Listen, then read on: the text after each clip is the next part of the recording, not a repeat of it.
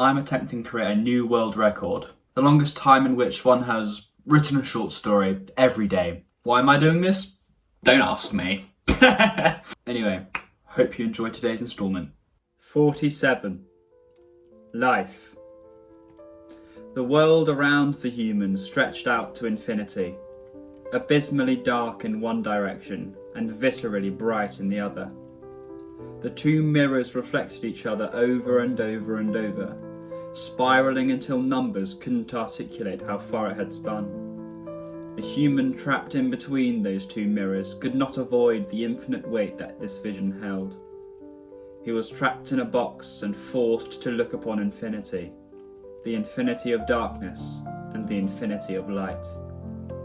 In the dark direction, as the reflections appeared to grow further and further from the original, the world slowly became more and more warped, and the shadows of the darkness crawled further and further across the mirrors.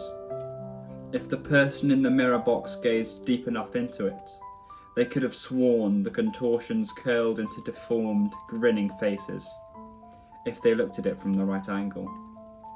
In the light direction, as the reflections appeared to grow further and further from the original, the glorious light grew more and more vibrant. There seemed to be an infinite array of colours hidden within that amorphous mass of golden light, like small rainbows that became ever more abundant as the distance increased. The person in the mirror box yearned for this. They yearned to break away from the darkness and the middle ground between heaven and hell, but the mirror box would most certainly not allow it. The person was forced to dabble in both the wretched darkness and the light that was just ever so slightly out of reach. They had been in this mirror box for their entire life, forced to look upon their own face perpetually, contextualized either by the background of light or the background of darkness. And some days, they desired to be free from the mirror box entirely, even more than they desired to venture into the great expansive embrace of the light. However, that feeling never lasted. They would, for weeks or months on end, press themselves up against the glass that barred them from the light, gazing into it longingly. And whilst they knew, somewhere in the crevices of their heart, that they would never reach past the glass, they could exist like that, still content.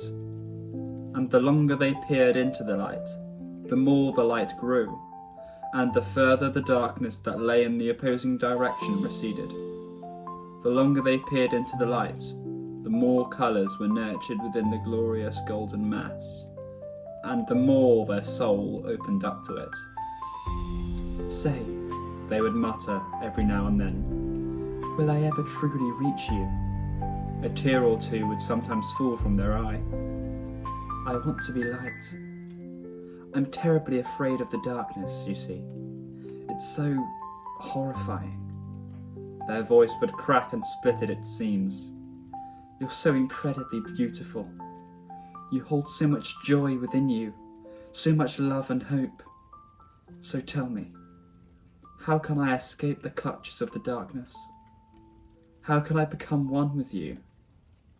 No matter how many times they muttered such things, the glass didn't get any closer to shattering, nor did they get any closer to that ever-growing light. But despite being unable to fully feel the infinity of that light, they could see it, they could love it, and they could feel it warm their skin with its great, kind embrace.